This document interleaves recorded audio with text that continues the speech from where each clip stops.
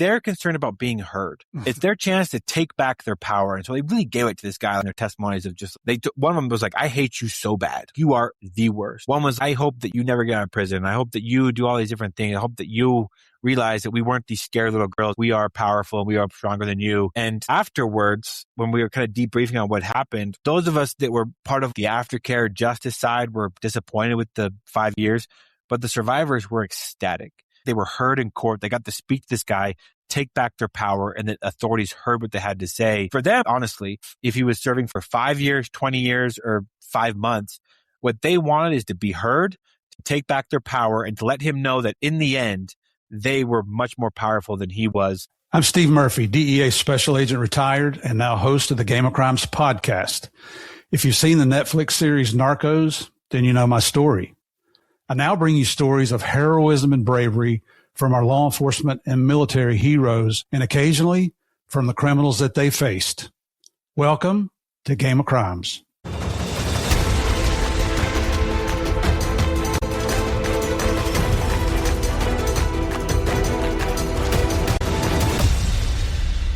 Hey, everyone, listen, I want you to think about this just for a minute.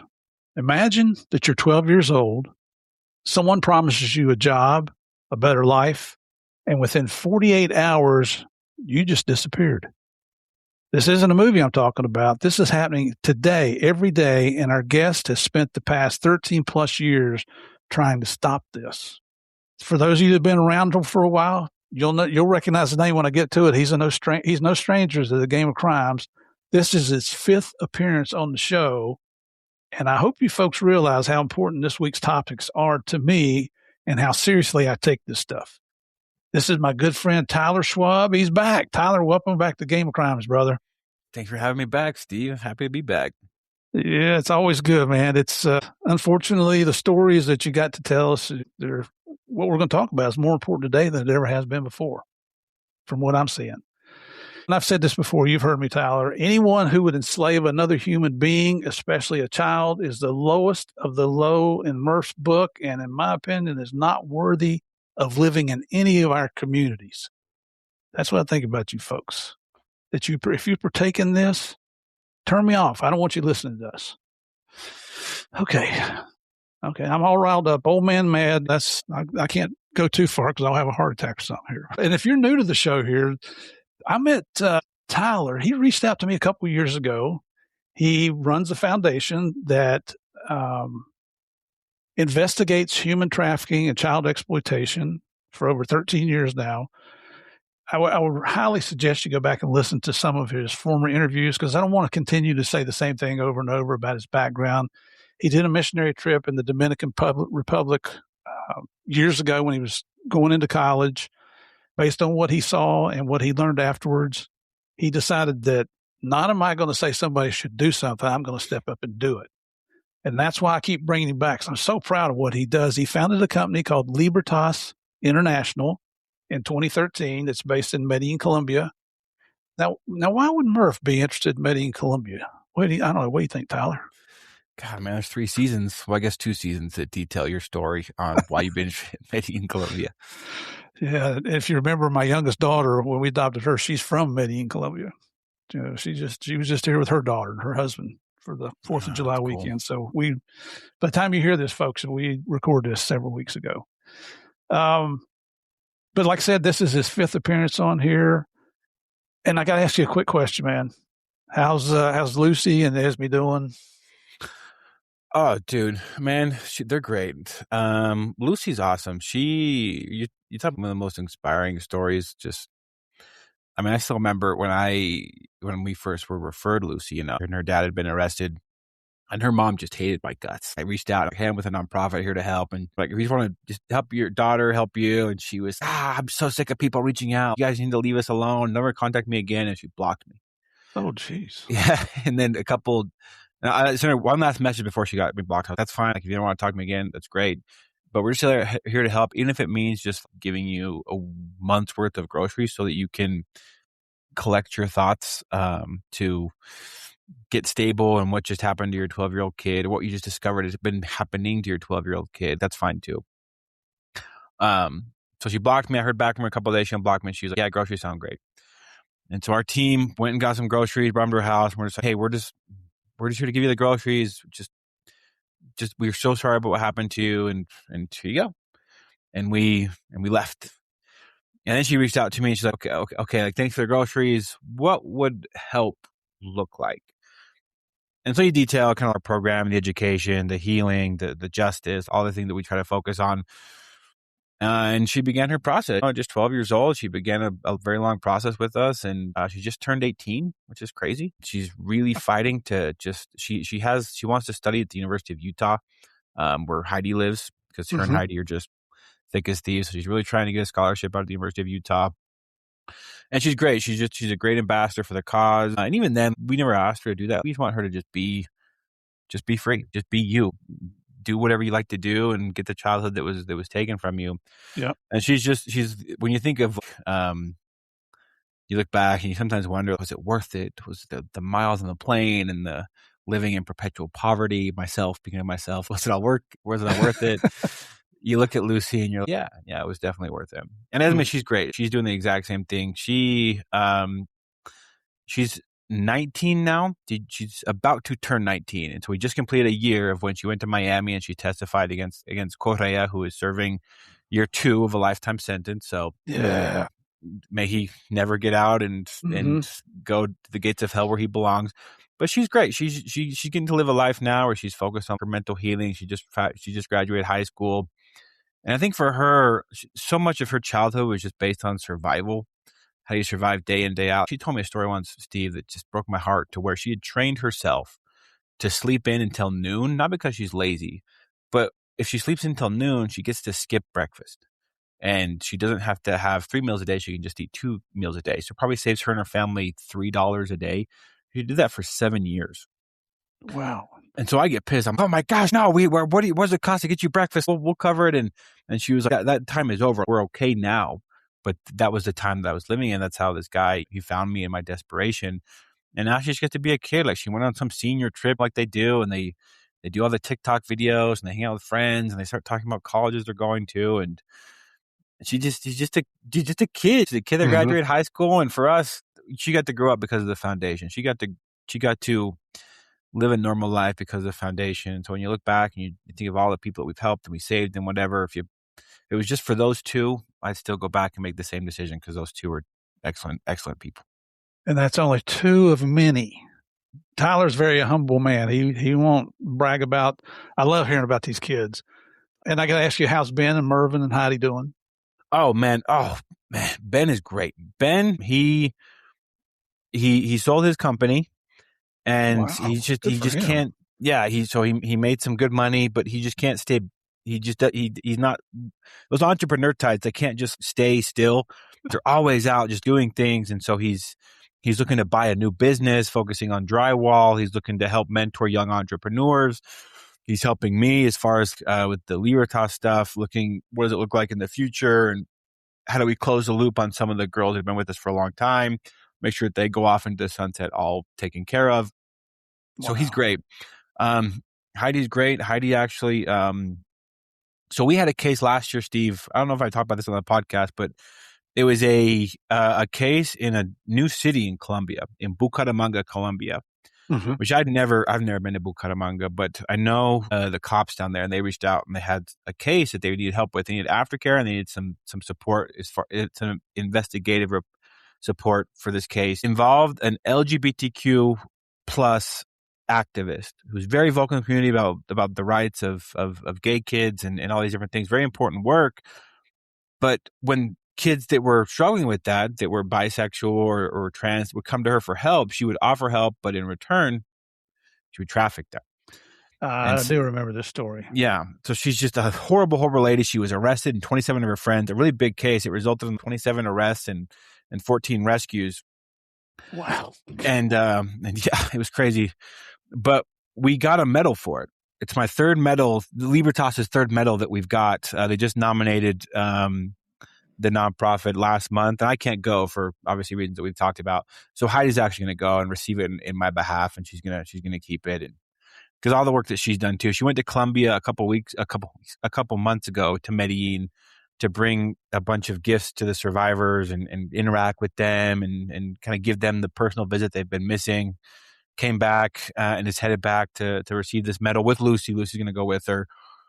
And so, yeah, she's doing great. And then Mervyn, he's good too. He's killing it always. He just actually, Mervyn, this is a cool update. Mervyn he's been our director of justice for about 6 years now. And he, for his work, obviously he's a police officer in Colombia. And so, and the stuff that they deal with all the time. Right. He joined us. And I think when he joined us, it actually got more intense because of the threats and some of those things that have happened. He's kind of been the focal point of the bad guys in Colombia because he leads those efforts. And doing all that, every Tuesday he's been going to law school because he hopes to not only help get the bad guys away from the victims, but also ensure that the bad guys serve actual time in prison, which sometimes the system just fails. There's so many flaws in the systems across the world. And so he actually just graduated from law school a week and a half ago. Whoa. And so now he's Dr. Mervyn. He let me know that he has to call him Dr. Mervyn. And I think he has to do some kind of, I don't know what they call it in Colombia, but the clerkmanship or something for a judge in Colombia for 3 months. And then he's an attorney. And so he'll not only help rescue these victims, but then also represent them legally to ensure that their rights are protected throughout this whole legal process. And just such an asset for us. It's just going to be such an asset for us. And I'm so proud of him because it's what he's wanted to do for the longest time. And to go from a patrol officer starting out in Colombia at 18 to now being an attorney representing victims of slavery in his country. I mean, just God bless him. He's worked so hard and I'm very proud of him. You're not kidding, man. I'm proud of that whole crew there. I'm proud of all of you guys. Ladies and gentlemen, if you remember last year, I was fortunate enough to be selected by Tyler here to represent Libertas International in addition to those other people we just talked about when we went to the United Nations over in Vienna, Austria, to talk about human trafficking worldwide. One of the most disappointing trips inside the United Nations that I ever have participated in. But the people I was with made it such a memorable trip. I mean, Esme and Lucy are child victims of human trafficking and child exploitation. You heard Mervyn's former Colombian National Police officer now who's risking his life to help other victims down there. And Ben and Heidi is just, these two have said they've dedicated their lives to helping other people they don't even freaking know. And these aren't paid positions. I'd say Mervyn's getting some kind of stipend, but I know Heidi and Ben aren't. No. It's just, and I think last time you and I talked, I think you were working for about 13 cents an hour. So we'll see about getting you raised to 14 cents, maybe. I don't know. God, that'd be great. We got to talk to you, make that happen. But you're the CEO, so give yourself a pat on the back and go have lunch. I'll send you a check. Yeah, give yourself a pizza party. Yeah, but please give my love to all those people. What a fantastic group of people to hang out with. My wife went with me over there. She was impressed with everybody. But to see Lucy and Esme, what they went through and then how they stood up. Esme was right there with us in the United Nations building and told her story. I mean, and then Lucy called in on the live stream and told her story. And I'm thinking 17, 18 years old, and they got the stones to stand up in front of people from all around the world to tell their story of misery, of defeat. But here's the thing, man, they didn't let their past dictate their future. These two are they're the shining examples. If you want somebody to pat in your life after, pick one of those two young ladies. It's unbelievable what they're doing. Yeah, Esme especially has some kind of power inside of her that I don't think she knows. She knows it because people tell her about it. But when she spoke at her trafficker sentencing, that's a moment that I'll never forget because a life sentence for a sex tourist in Colombia has never been given before. And to have this girl, she took our social worker by the hand and pulled her up with her and just spoke with such elegance and such power. Yeah. And it was crazy because our prosecutors were just looking at her in awe. You had all these police officers from both countries, these mayors and all these different people behind her, just focusing on every single word that she spoke. Speaking, She was like, I know people know what he did. The judge just watched these videos. I'm here to speak about the 42 other victims that we haven't yet identified that this guy abused and filmed as well. And the judge, this female judge, just listening her, just trembling of what she was saying. And then the best part was watching the douchebag, Correa, the trafficker, because people like that, they just think that they're so important. They think that they're so whatever. They think they're untouchable. They think they're untouchable because they go to some foreign country and they find the poorest of the poor and they rape them for $7.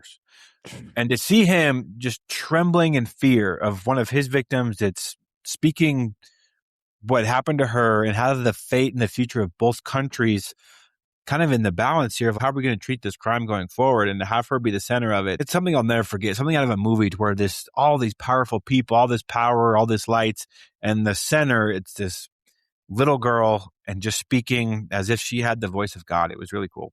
No, just so motivational. Yeah. So, folks, just to throw out some numbers at you here, right now, I did a little research this morning, Tyler, just so you know.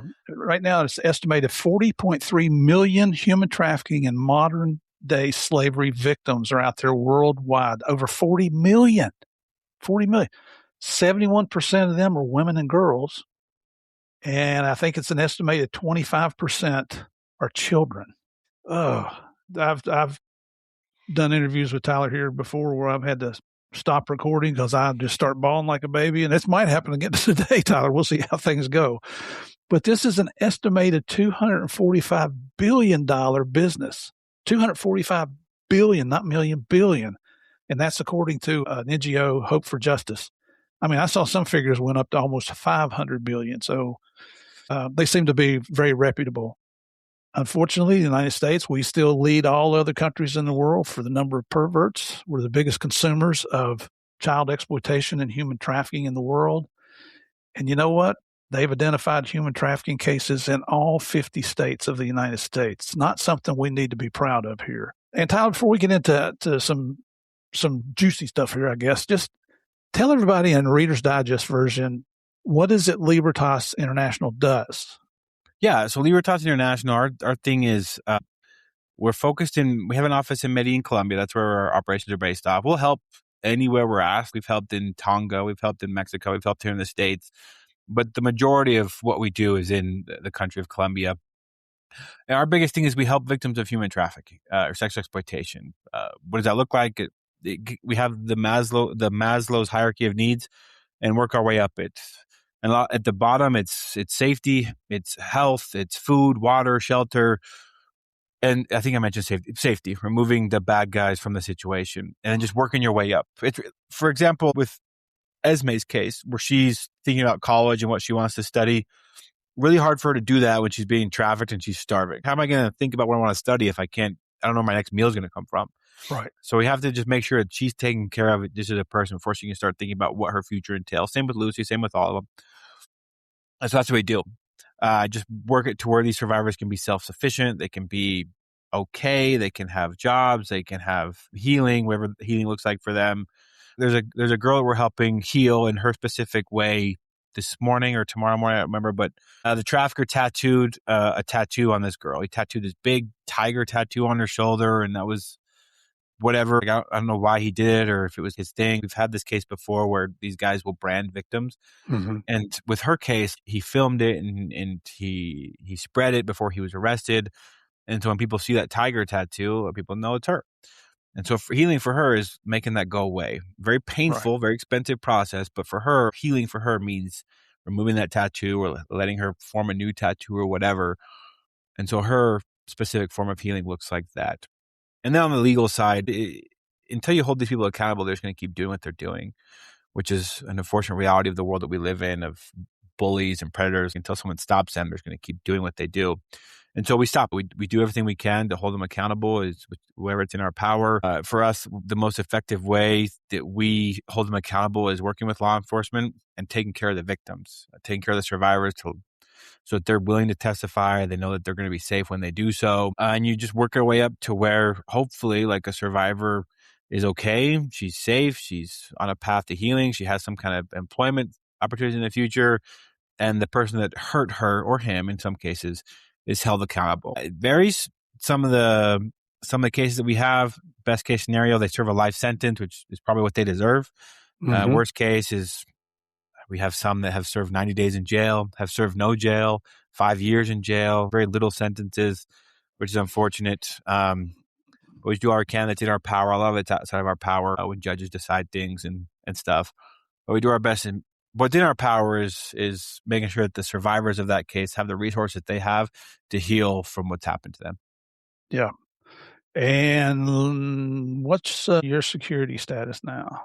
Oh man, it still is what it is. There's the more success Libertas has, the more I put myself at risk, I think, which is I've had to take certain steps to just keep myself safe. And I have a carry now, which is good. I've had to move houses, very aware of my surroundings. I never take the same route to and from even the gym and things like that. I still can't go to a place I love, like Colombia. It's been really hard just for me and for the girls. You start to wonder, because I finally ended up telling a lot of them, because for a lot of times I didn't have the words to kind of describe of, I can't go back because I helped you. It's just, there's no manual on how to explain that to someone.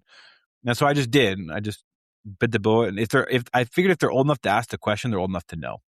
Right. And so I told them, I was, look, because of the work that we did, we put ourselves at risk. I put myself at risk. Is it your fault? No. Would I go back and change anything? Absolutely not. I do it all over again with some caveats as far as my personal safety and protection. But for the most part, do I regret helping these kids? No, I don't. Not even for 1 second. That's a really sad consequence, but sometimes we don't always get to choose the positive and the negative consequences of doing good. And it's tough. It's something I had to deal with. It's something I didn't think that I would have to deal with, but I have to deal with it. But I always figure if a guy who rapes kids and enslaves kids for his own personal pleasure really hates my guts, that's a badge I'm willing to wear with pride. Yep. And that's and the reason why I ask you to say that, everybody, is if you typically listen to this or watch this on YouTube and this week you see there's no episode on there, here's why. Because we don't put Tyler's face on there. The bad guys have tracked him down through YouTube before, and he's received threats because of that. So we just don't even put this particular episode this week on YouTube. It's on all the audio channels like it usually is, Apple, Spotify, iHeartRadio, everyone that we usually do. But if you're over here thinking, well, Murph screwed up and didn't post on YouTube, that's why I didn't this week. I mean, I'm fully capable of screwing up. You guys are fully aware of that. No, man, oh, go ahead, man. No, go ahead. I want to hear what you got to say.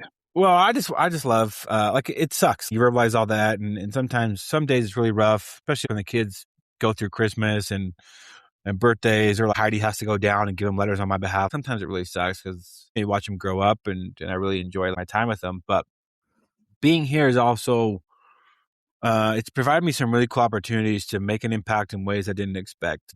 And a lot of that has to do with the Game of Crimes podcast, right? So I reached out to you way back when. I was like, hey, I just want mentorship. I want to know how you fought evil in Colombia and walked out at the other end, because I don't know what the hell I'm doing. And you were nice enough to come alongside and have me in your podcast and connect with all these people and help me just grow as a man, as a human being, which I really appreciate. And I just am not surprised at all, because of your quality of character, the quality of people that listen to your podcast as well. And so there's a cool story, Steve. I don't know if I told you the whole bit that's happened, but so I'm chilling last year. It's around November, December. I think we just did an interview. It came out. And I get an email in my inbox. I'm going to make sure to get this guy's name right, because I always mess it up. It's Art Wussett. Representative Art Wussett is from Wyoming. He's a representative in Wyoming.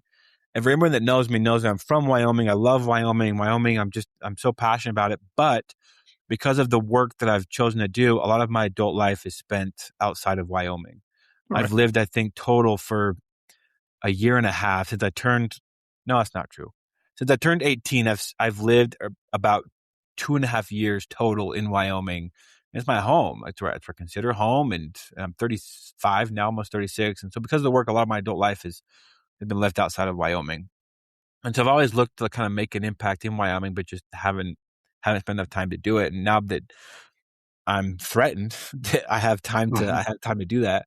And so he reached out and he invited me to come and speak with members of the legislature in Wyoming as they look to pass new bills and protect kids in this new scary digital age that we're in. And so I go and I give a presentation. Art, listener of the Game of Crimes podcast, he had me on and gave a really nice introduction. I spent 2 hours with the elected officials of my home state. It was awesome. Just people that I had looked up to for a long time, football coaches. It became legislatures from all across the great state of Wyoming. Listen to what I had to say, which was crazy. It was so, and they made me cut my hair. My hair was down to my shoulders, and my mom bullied me into cutting my hair. She bullied me, Steve. Good job, Mom. She bullied me. She faked revelation from God. God came to me in a dream, and I think that you need to cut your hair. And I'm going to do what I want. I'm a grown ass man. And I drove my way to Great Clips. Yeah, there you Tell go. me how that happened. Yeah. A grown ass man doing whatever I want, driving my ass to Great Clips. But good job, Mom. There you go. And I agree with her 100%. Okay. Well, shout out to my mom, because she got me to cut my hair. But so I'm at the legislature and I speak, and it was great. I just met some really cool people, and another representative from there who heard me speak, Representative Erickson. He was, hey, there's an after party for the legislature. Do you want to come? And I was, sure. What's going on? Yeah, it's in Cheyenne. Might as well go party in Cheyenne, a big city. So they take me to this after party. But I meet two people there that really just have helped kind of the work that we're doing going forward. One was an ICAC officer from Wyoming, who encounters a bunch of victims when he arrests pedophiles that upload their CSAM, also known as child pornography videos, to the internet. Connected with him, and then I get approached late in the evening by this Representative Leon, who's another representative down in Wyoming, and she's like, I could really use your help on something. She's like, are you going back to wherever you're from in the next couple of days? And I was like, no, I can hang out. I can go hang out. And she was, I just need some help. I'm pushing this bill, this AI bill, because there's people that are making AI-generated child pornography, AI-generated CSAM, right, and they can get away with it here because there's no real child, and CSAM is kind of in this weird thing where it's like, is it pornography? I don't know. Is it not? I don't know. And we'd actually just had some cases involving AI-generated CSAM. She was, I'd love for you to hang out for 3 days and just testify with me as a witness and talk to legislators about how this would protect kids in the work that you do. And I was, yeah, sounds great. Let's do it. So the next 3 days, I just hung out with her in these breakout sessions and these committees, talking about the effects, like what happened to Lucy, what that does on a person, what that does to someone like Esme, where these videos are out there. And now imagine that you were never in those videos and someone had created that just on AI prompts and made it and generated it as if it was you, how that would affect your life. Just 3 days on the Hill testifying to get this bill passed, where if someone generates AI-generated CSAM, AI-generated child pornography, they can be prosecuted. Good. Yeah, and after 3 days, it passed. After 3 days, it passed. It got the votes from both the House and the Senate, became law. And just last week, someone was actually prosecuted using that bill because some teacher in a town in Wyoming he was taking the school pictures that they take every year and uploading it to AI and creating AI-generated CSAM with pictures of his students. So he was just prosecuted using that law, which is, I think, something that will protect Wyoming kids well into the future as we kind of figure out this AI trend that's happening, which is really awesome. It all happened because of the Game of Crime podcast. But then as the bill got passed, I got approached by a member of the tribal nation. And so is a lot of people that like know history and know Wyoming's geography. There's parts of Wyoming that are reservations. There's the Wind River Reservation, which is the main one. And anyone that knows the stats of missing and murdered Indigenous women know that population of women, right, it's been through a lot. And so he approached me, and his name's Ivan. He's a representative as well. Represents the tribal nation in the legislature in Wyoming. He's also a professor of Indigenous studies at a college in Wyoming. And he was, I'd love to have you come out and speak at my college. I was like, yeah, great. That sounds awesome. Wow. So I go to his college and we speak and we hang out, and he gives me all this cool knowledge on the Indian reservation, the history, and what it's looked like for the Indigenous people. I spoke at this conference, which is awesome. And at this conference, I met this woman who runs this nonprofit based in Wyoming that helps find resources for missing and murdered Indigenous women, as well as support for the families. Because she herself has had 2 daughters, not just one, but 2, who one is missing and one was murdered. Oh my gosh. And she's just this animal of a woman that's trying to fight for the rights of Indigenous women and get them help and get them aftercare and all these different things. And we met at this conference, and I told her, look, I'd love to help you, whatever that looks like. Obviously, you know better than I do, but I want to help in what you're doing. And so we're collaborating now. We're working together. We're trying to figure out ways to support families of the missing and murdered Indigenous women, track down those that are missing, find out where they are, offer them resources, and do whatever we can to help governments and different agencies prosecute the people that murder and abuse these Indigenous women and girls. And it was awesome. It allows because of the Game of Crimes listener, one of the episodes that we did, it led to this bill being passed, and it led to me working with the tribal nations and me personally being able to give back to a state that I love, but I don't get to spend enough time in. And so I'm just not surprised the quality of character of people that listen to your podcast. Every time I come on here, specifically that last time with Art, has just led for so many cool things that have happened for women and girls across the country, but in this case specifically across the state of Wyoming. You're giving me way too much credit there. I just have a little true crime podcast. The legislators, thank God that they had the intelligence and the fortitude to step up and reach out to you and make an offer for you to come out. I mean, I've never spoken in front of a legislator.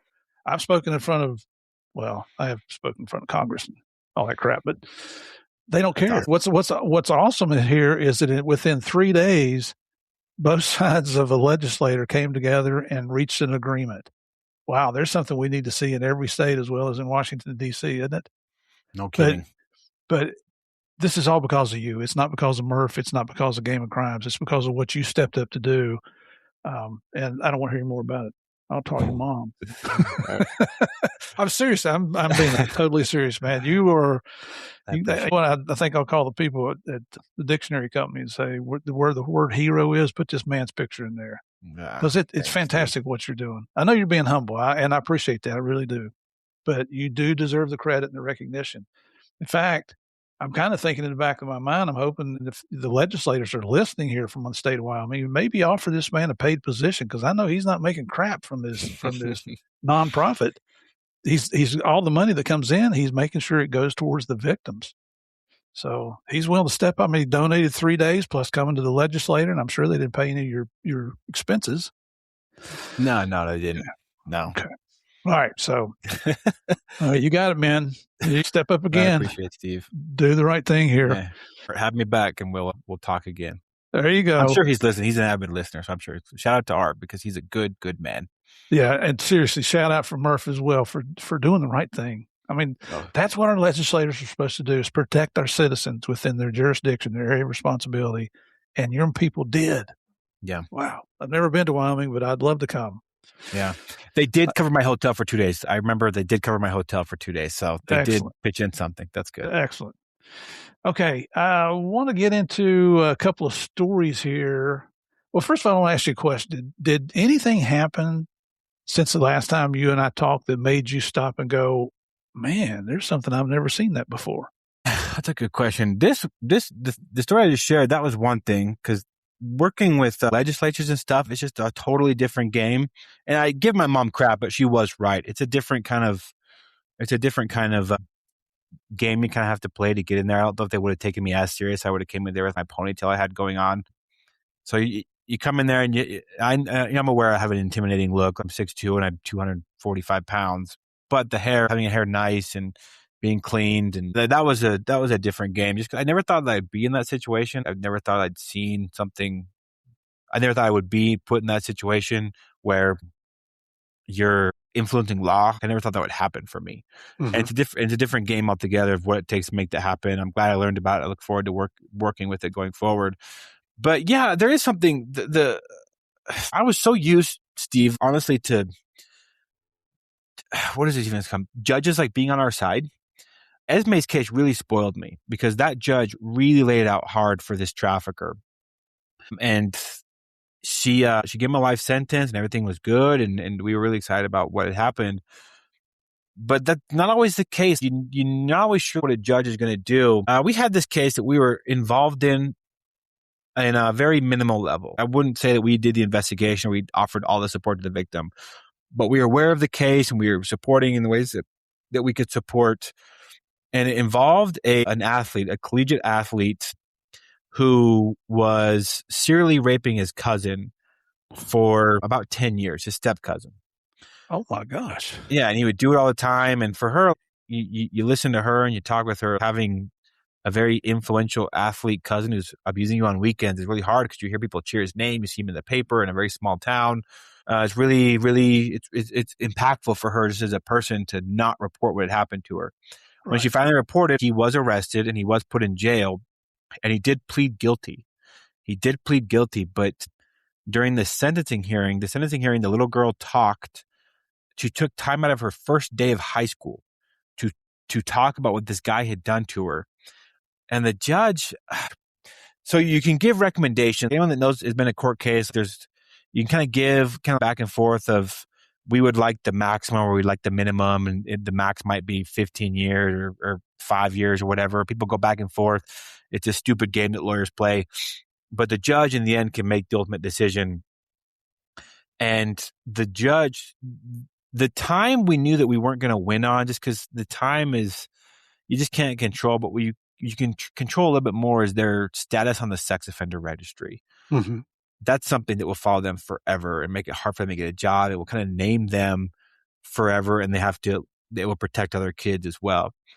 And so we were fighting, very minimal. Again, I wouldn't say Libertas played a huge role in this case. A lot of agencies were involved in this case, but we were there in court, and we wanted the registry, and we wanted at least 10 years in prison. And the judge gave us none of that. A female judge said, we will not put him on the registry. He will serve 90 days in jail.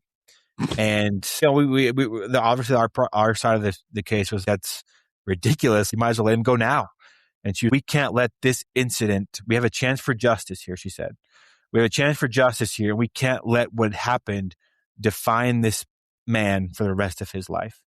And then for us, we're like, well, what about this little girl, man? What about this she's at first day of high school, first day of high school, and she's having to come here and plead with you to take what she said seriously, a crime that he pled guilty to.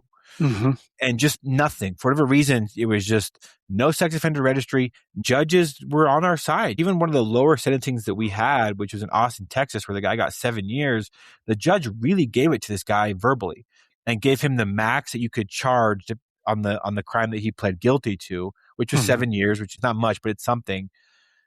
But 90 days in jail and no registry. We won that case, but we didn't feel like a win.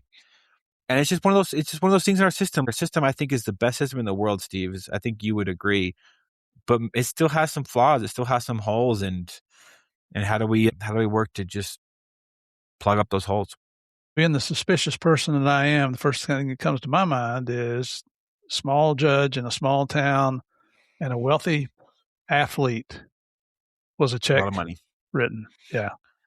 I don't know anything about, I don't even know who the judge is. I didn't even know it was a female judge till you mentioned it just now. So it's just suspicious. It makes. It is a wealthy family too.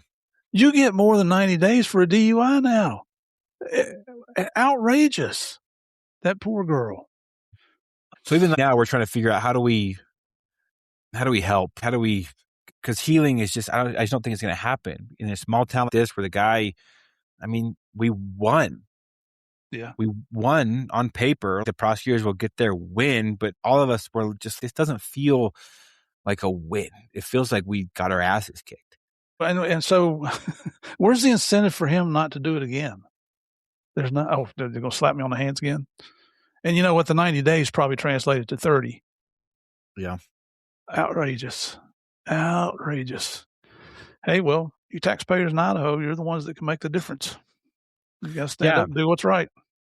Yeah, no kidding. Just remember the judge's name. I can't say the judge's name or I'd probably get in trouble. But people that were listening, if there's anyone listening from Idaho that knows, you can vote to retain those judges. And that's your power. It may be a small power, but it is power.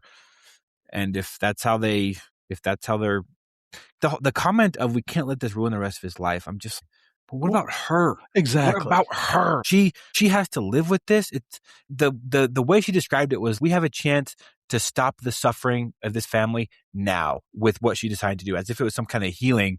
But what we took it as, no, what you're saying is that this has caused a lot of hurt. Let's make sure that this little girl bears the brunt of it and everybody else doesn't have to feel any kind of hurt. And let's look back. So she's just going into high school. So she's what, 16 years old, 15 years old? 15, yeah. And this has been going on for how many years? 10. And she hasn't reached the age of consent yet for sex. Oh my gosh. And it's a bad one. And small town cases just tough because small towns are small towns, and they're great for some things. And for a victim of rape of where the perpetrator is an influential member of the community, it's really bad. Very unfortunate. Well, tell us about a former MMA fighter out of Phoenix. You sent me an Yeah. article on that. Yeah. So that's another one where if it's a win, but it didn't feel like a win. This guy, he's probably one of the worst predators that I've ever come across.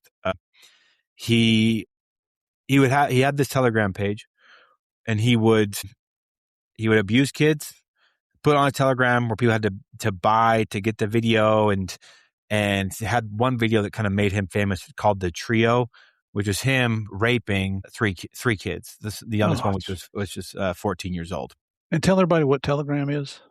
Telegram is it's a Russian version of WhatsApp, and which makes it interesting when it comes to collaborating with the feds is that Telegram sometimes does and sometimes doesn't because they're a Russian company. But you can have channels on it to where people can pay to access your channels, and behind these videos, when you work with the victims, you find out what really happened. In the Trio video, the girl said no, and he had his buddy lock the door, and he was, in my house we don't say no. And the video happened. High school kids can be cruel. Our littlest victim in that case, she was 14 when it happened. The video was hidden behind a Telegram paywall. So you could see what is it called? Like a cover shot of the video, but you couldn't see the whole video. And so kids in her class pulled their money together to spend $50 to gain access to this video.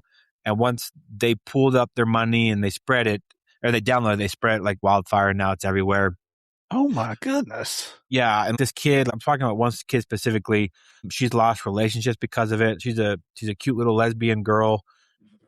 She'll be dating somebody, and her girlfriend will find out about the video. And it's just a lot to explain why that's out there and what happened. And a lot of times it ends the relationship because of it.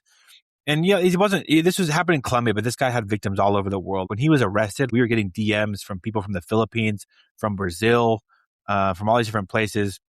And he would also lie to his victims, where he would do a video with his victims and tell them that he's got a vasectomy, when he didn't. And so what does that result in is there's a few of his kids around the world as well that he's just a monster. He's just a monster. And he was given a prison sentence of 5 years, which again is not that much time. But in that case, I will say I learned a lot in that case as well, because we kind of knew it was going to be 5 years. And while it's disappointing, he did take a plea, which was good. The girls could avoid the trial and all these different things. But the girls came up to Arizona to testify. And I learned a lot during that experience, because 3 of the girls came up, 3 of his victims, and he probably has about 30 victims across the world. When they spoke in court, they're not really concerned about the time. They're concerned about being heard. It's their chance to take back their power. And so they really gave it to this guy in their testimonies of just, one of them was, I hate you so bad. You are the worst.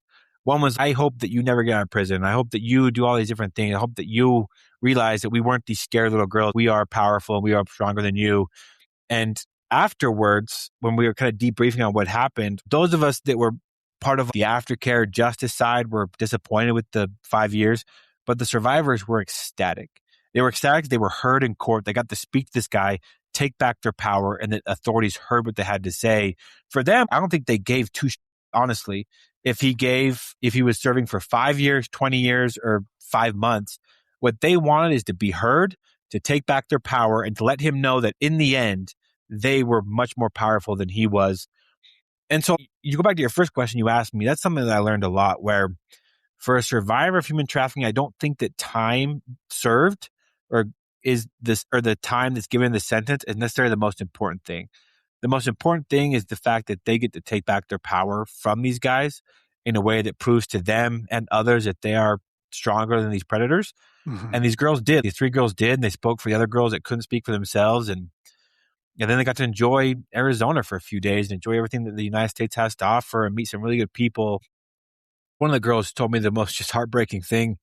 We were at my cousin's house, And the littlest girl that I was talking about, she's one of my heroes, man. She's probably the girl in the foundation that's been abused the most. She's been abused by no less than 10 American men, most of which are in jail. There's some stragglers there that haven't paid for what they've done to her yet, but they will.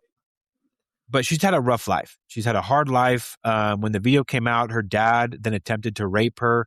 And when she wouldn't allow it, he threw money at her as if he saw her as a prostitute now, which just tore up her soul. Like you can't imagine. She's gone through a really hard life. She's the one that had lost her relationships. But God, we go to my cousin's house in Phoenix because he threw us a barbecue, and he has this he has this little girl. She's, I don't know, 8 years old or something. Mm-hmm. And she's very social. And so she goes up and just hugs her dad, climbs up on his arms. And my cousin, he's a big guy. He's 6'3", and she's 8 years old. So she's clinging onto his chest with her legs around his waist. And he's just patting her back. And he says to the girl there, my daughter, this one is kind of a daddy's girl. And the little girl tells him it must have been so great to have a dad. I wonder what that would have been like. Heartbreaking. Yeah, I told my cousin, he started to cry and just look around his little family and just be grateful for the life they'd been given. But the end of that story is good. She's great. She met some really good people here in Arizona that want to invest in her business, that are completely a part of the foundation. They're just entrepreneurs and donors here that want to help her be okay. She was heard in court. She survived. She did the most important thing a girl could do, which is survive, and she's done that. She has a really bright future. She graduates high school at the end of this year. And I'm just so proud of her that she was able to not just stick up for herself, but stick up for those girls. In this case, they've just had to suffer in silence. And a lot of these people, honestly, Steve, watch that case unfold through the Libertas Instagram page. Yeah. They didn't want to talk to the cops. They didn't want to do anything that would put them at risk. And this guy is a dangerous guy. Like he had some dangerous people that were helping him as well, and some very corrupt and dangerous people. But they just watched this case unfold via Instagram. And when justice was finally done, I hope that they felt some kind of peace and some kind of gratitude for the girls that stepped up in Colombia to make sure this guy was held accountable. Yeah. Yeah. So God bless those kids. I mean, the victims, it's just unthinkable. We're so fortunate in a free world. And I know some of those countries are free countries as well, but the rule of law here, it's not perfect, but you certainly hope that it will stand up for the victims. Maybe not in Idaho. Yeah, at least not in front of that one judge. You can't stereotype whole state. But that one judge, we can definitely stereotype that one judge, no doubt. Absolutely. There was one other one I'd heard about, an influencer in New York. Can you tell us about that? God, which one was he? I can't talk about that one yet because that one hasn't hit the press yet. But I can talk about one that I actually have an email on my draft for you that I was going to finish this weekend, but the babies kept me busy. It's a guy from California. And he actually owned a clothing company in California. This guy is named Miguel Sierra. He has dual citizenship, Peruvian and American, but he's lived in the States for the last 30 years. Same type of thing. He owned a clothing company, would travel down to Colombia, abuse kids, film it, bring it back. I think with him, he would just keep it himself. It wasn't shared, but he would go back and abuse the same kid over and over and over again. This kid in this specific case, she's a great kid, but she comes from a very tough family. The mom is a single mom who's had a lot of trauma herself, and her sister is special needs, severe special needs. And so there's a lot of needs for that family. And this guy and about 5 other American men took advantage of this specific kid. And so they got him. We helped this survivor, kept her safe, helped her with her aftercare. And when he was flying down to Colombia, they got him in the airport based on the report that the girl had made, put him in jail. But as these guys do, you talk about the rule of law here. One of the things I most appreciate about the States is that if you intimidate a witness, you are in deep. Mm-hmm. In other countries, that's not it's not really a thing. Like it's not hard to get victim information. It's not hard to get victims' phone numbers. So this girl reported to us throughout the legal process that these lawyers were asking for her address because they need to do their own personal psychological evaluation on her for the case to protect their client, which was Miguel. which what that means is you're going to show up to your house, you're going to offer you money, or they're going to show you a gun. That's how it works in Colombia. I mean, you know better than anybody because Plato it's plomo. plato plomo. You get to choose, and this happens a lot in Colombia, and we had to learn the hard way of just how that happens. But this time we were prepared because it's happened in the past. We weren't prepared, but this time we were. When these guys came offering plato plomo, we helped the girl be safe, had her make the report to the right people to ask for protection. And God bless the authorities. Like in this case, they recognized what was happening. They got her out, kept her safe. And in the end, this guy was sentenced to 18 years in a Colombian prison starting last month. Good. So, I mean, that's a definite win. I mean, the time is good. The Colombian prisons are no joke as far as how these people have to live in the Colombian jail. And couldn't happen to a worse guy. This guy, again, same type of guy, thought he could travel back and forth and abuse a vulnerable kid that had a lot of issues with her family already. And he can't do it. In the end, this girl proved that she was much more powerful than he was. Excellent. Good for her. Sorry for what they went through, but they're so inspirational to have the stones to stand up. I mean, here in the United States, we got victims everywhere that are afraid to stand up for themselves. And these children are standing up for themselves. Of all the rescues that you've been involved with, what's the most unbelievable rescue? What's one that just really sticks in your mind? Oh, man, that's a great question. I can tell you though. I could say this one. This one's awesome because this one, I actually have a message I need to answer from this girl right now. It was my first ever rescue that I ever had as an anti-trafficking professional. I think I've mentioned this story on the podcast, but the story is a lot of these stories because I'm getting old, Steve. I'm getting old, and some of these kids are growing up. That's what's crazy. I've been doing this for that long. I'm twice your age. You're not going to get any sympathy here. You look great, though. You look great. So this kid, my first ever case was in the Dominican Republic, right? And I trying to figure out, where do I fit in? How do I do this? How do I help? How do I do whatever? And I got connected to a really good prosecutor named Sophia Brockman. If she's listening, I'll give her a shout out. She's the first person to really trust me to be this guy looks like he's out to do some good. Let's work with him. And we came across this case of this mother, just a total bitch, Steve. This mother that was trafficking her two daughters, ages 7 and 5, in the Dominican Republic. And it gets worse. In this hellhole of a house, she's having this live stream to people in Pittsburgh on Facebook, of all places. And pedophiles would pay her in crypto based on the sexual acts that the 7-year-old was forced to perform on her 5-year-old sister. Just horrific.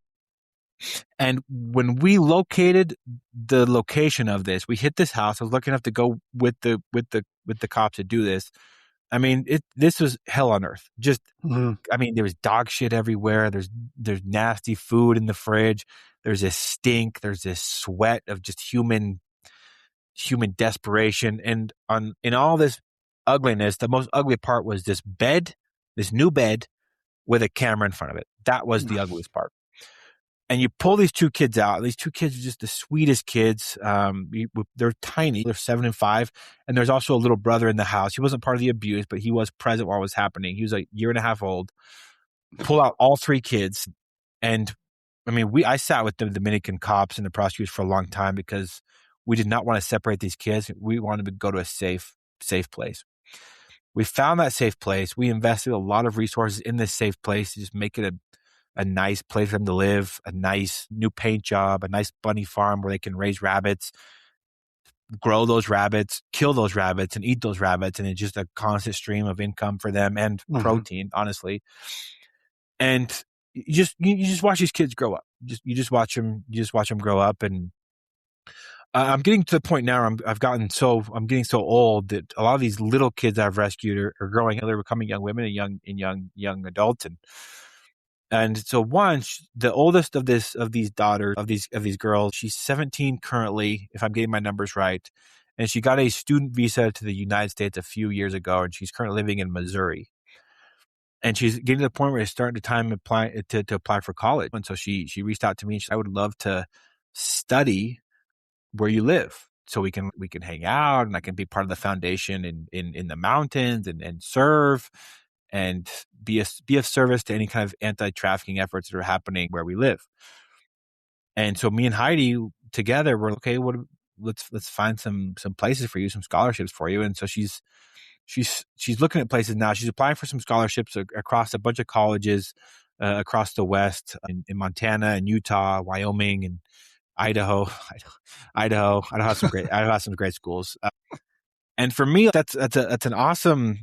I'm really looking forward to that. That was such a monumental part of my life, was seeing her as a kid and helping her escape that situation and watching her grow up. And the fact that she may be going to school near me where I can watch her, I can go to her graduation. She can be a part of the foundation here. She can I can just be a part of life here and see her get involved in the anti-trafficking efforts here in the United States. For me, it's a rescue that was impactful, obviously, because of the severity of it. It was a very intense rescue, but the fruits of it, just seeing what she's done with her opportunity at a new life. She was just 7 when it happened. So her chance at a new life and her new beginning and what she's done, the fact that she may be going to school at Southern Utah University or something, and I can actually watch her graduate and watch her get involved as she kind of finds her identity. It makes me so happy because she's such a special kid. They're all special, but her story is such a big part of my story. Mm-hmm. And the fact that it is, as she grows up and I grow up, and that she continues to just be involved and wants to be close and wants to see the beauty of the West and all these different ways and call that her home. It makes what we pulled her out of in that hellhole so much more impactful. And I think we talked about it last time you were on the show here, or I think we did, or maybe we talked about it privately, but Tyler not only helps these victims when they're first rescued, and his organization, Libertas International, and you've heard us say now he can't go back to Colombia because he's under so many death threats down there. If he goes back, he's not coming out. But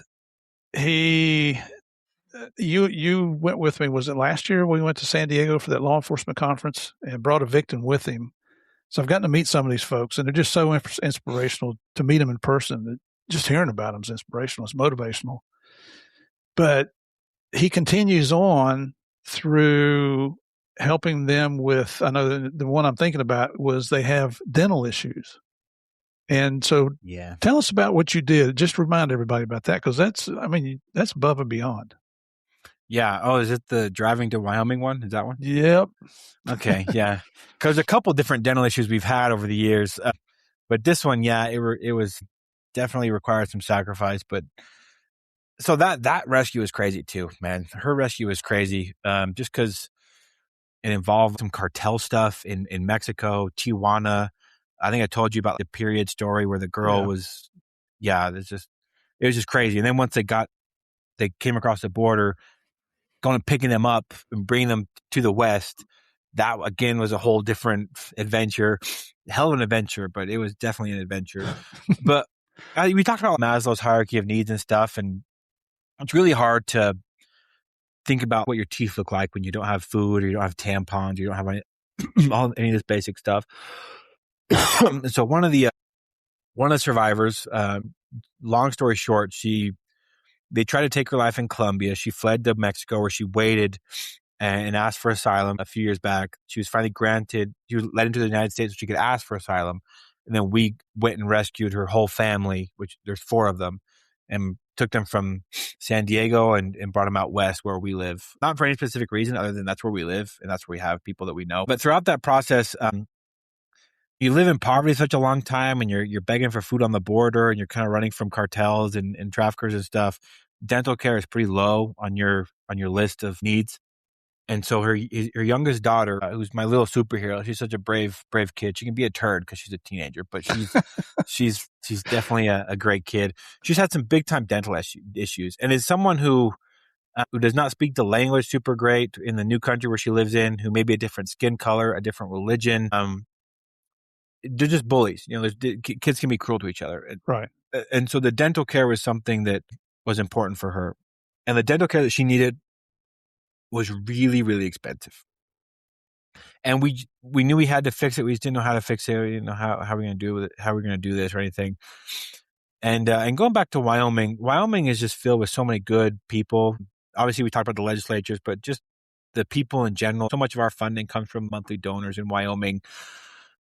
And so I was, you know what, I'm going to try one thing because I can either save money for the next year and see if we can get you a session with the dentist, or I'm just going to reach out and see if someone or something can happen in Wyoming, because Wyoming, those freaking cowboys, bro, are very protective of Libertas and our girls, and I love them for it. I love them for it. Yep. Freaking my cowboys, man, they're just good people. And so I put it out there. I was like, okay, well, here's the deal. I have this 14-year-old kid. Her smile is all jacked up from the things, not just the things that the lack of dental care, but also the things that were done to her. I'll let people's kind of imagination kind of go where it needs to stop them. But right, consistent trauma in the mouth affects teeth, especially developing teeth. And I sent out there what we got. It's probably a disaster, but we need someone to donate some dental care. It's tax deductible if you want to do that, or if you don't, just do it for free. That's great too. And God, in a matter of 30 minutes, I got these DMs from 40 different people. Call this guy, call this guy, call this guy, call this guy, call this guy. And a dentist that I actually grew up with his sister. Hey, I'm Dr. Owens, or his sister-in-law. I grew up with his sister-in-law. I'm Dr. Owens. Bring her up here this date. We'll get her taken care of. So going to Wyoming from where I live, it's a good 4.5 hour, 5 hour drive where this dentist lives. But a tank of gas is way cheaper than dental care. Yep. And so we hop in my car, we go, and he fixes the disaster that was her mouth. We were there for 6.5 hours.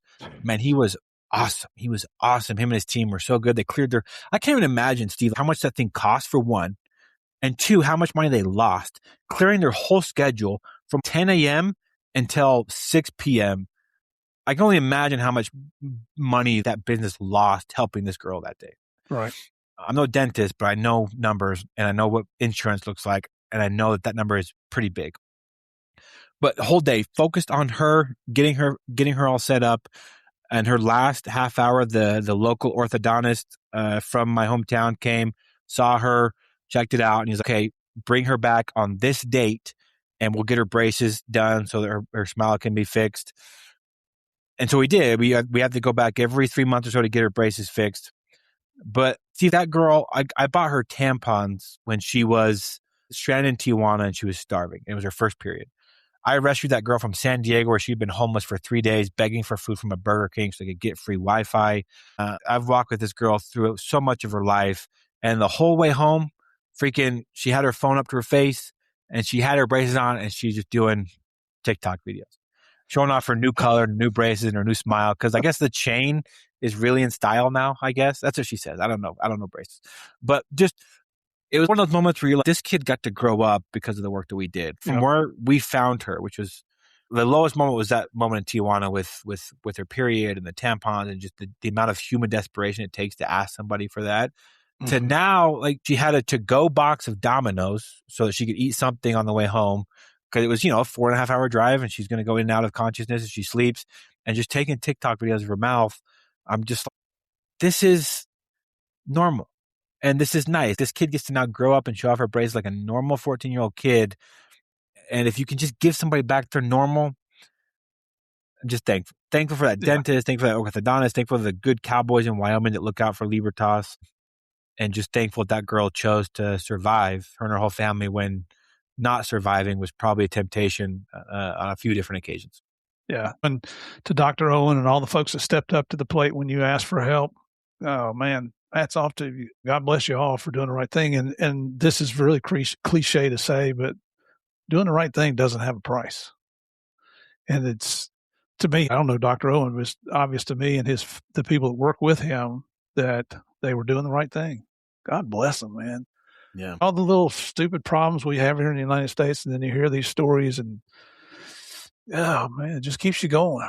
Like Martin Luther King said, keep hope alive. And hearing these kind of stories do keep my hope alive. And I know it does for you as well. And ladies and gentlemen, we've been going over an hour now, so we're going to take a little break. Tyler here has agreed to come back again tomorrow. He doesn't know this yet, but I might hit him up to come back for 2 more days, but we'll see how it goes here. Because I've got 4 pages of questions and we made it past page 1. I mean, these are so amazing. These are things that everybody needs to hear. Well, I don't care if you're in the United States, or I think our second country is Canada, then the UK and Australia and New Zealand, a lot of countries listen into this. What we're going to start on tomorrow is what parents need to hear. I'm going to hit him up with some questions on what advice he can give all of us. I'm a parent. I'm a grandparent. And I know my kids get tired of hearing my wife and I say, you need to listen to this person on the podcast. You need to listen to that person. What's the people that know? I've got 5 granddaughters. I don't want to see anything happen to them. Just you don't want to see anything happen to your family. So, Tyler, thank you so much for today, man. I know some of this gets emotional. I've been able to fight back the tears, but I don't want to see you tear up again, because when you tear up, I tear up. You know what I mean? I'll do my best. No promises. I'll do my best. I'm just busting your chops here. But ladies and gentlemen, thank you for continuing to come out here. The stories I bring you here are from heroes and heroines, mostly in law enforcement and military. These are the kind of stories, though, that are stories that touch all of us. Because if you've got children, if you've got grandchildren, they are potential victims. So please continue to come back in, support Libertas International. His website is Libertas, Libertas, international.org. You go to the homepage there, you'll see the donate button. It's a nonprofit, so it's tax deductible.